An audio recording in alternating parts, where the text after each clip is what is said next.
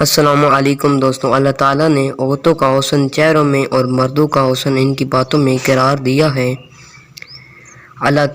دو چیزوں نے انسان کو ہلا کر ڈالا، غربت کا خوف اور شہرت کی طلب۔ کتنے اپنے ہیں جو غیروں سے زیادہ غیر ہیں، اور کتنے غیر ہیں جو اپنوں سے زیادہ اپنے ہیں۔ دنیا میں وہی لوگ سر بلند رہتے ہیں جو تکبر کا تاج دور پھینک دیتے ہیں۔ انسان کو اچھی سوچ پہ وہ انعام ملتا ہے جو اسے اچھے اعمال پر بھی نہیں ملتا، کیونکہ سوچ میں دکھاوا نہیں ہوتا۔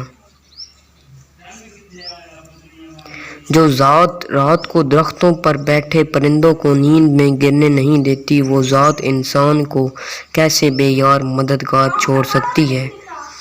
اپنی رائے میں کسی بزدل کو شریک نہ کیا کرو، کیونکہ وہ تمہارے رائے کو کمزور بنائے گا اور ایسی چیز کو بڑا بنا کر پیش کرے گا جو در حقیقت بہت چھوٹی، بہت بڑی نہیں ہوگی۔ دشمنوں کے درمیان ایسے رہو جیسے ایک زبان 32 دانتوں کے درمیان رہتی ہے، ملتی سب سے ہے پر دبتی کسی سے نہیں۔ اگر کوئی شخص اپنی بھوک مٹانے کے لیے روٹی چوری کرے تو چور کے ہاتھ کاٹنے کے بجائے بادشاہ کے ہاتھ کاٹے جائیں۔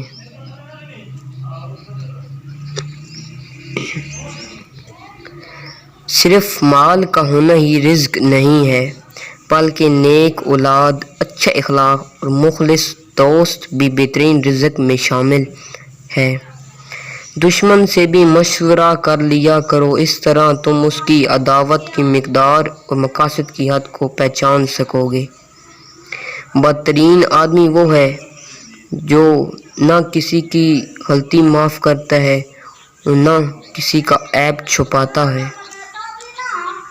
خدا کو ناراض کر کے لوگوں کو راضی نہ کرو، کیونکہ لوگوں کے بدل دوسرے لوگ مل سکتے ہیں مگر خدا کے بدلے کوئی دوسرا خدا نہیں ملتا۔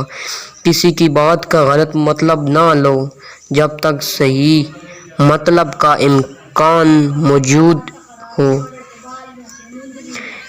پریشانی حالات سے نہیں، خیالات سے آتی ہے۔ انسان کو ایمان کا مزہ اس وقت تک نہیں ملتا جب تک وہ جھوٹ ترک نہ کر دے، حقیقی طور پر بھی اور مذاق کے طور پر بھی۔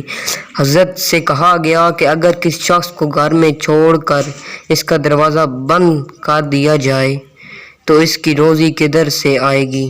فرمایا جدھر سے اس کی موت آئے گی ادھر سے اس کی روزی آئے گی۔ اس خدا سے ڈرتے رہو جس کی صفات پہ یہ ہے کہ تم بات کرو تو سننا، اگر دل میں رکھو تو جانتا ہے۔ امیر المومنین، میں تمہیں وصیت کرتا ہوں کہ اللہ سے ڈرتے رہنا، قرآن کے بارے میں کہ اس پر عمل کرنے میں دوسرے لوگوں کے آگے نہ ہونے۔ دوستوں، اگر میری ویڈیو اچھی لگی ہو تو پلیز لائک کریں، سبسکرائب کریں، اور اللہ حافظ۔ ملیں گے اگلی ویڈیو میں، تب تک کے لیے اللہ حافظ۔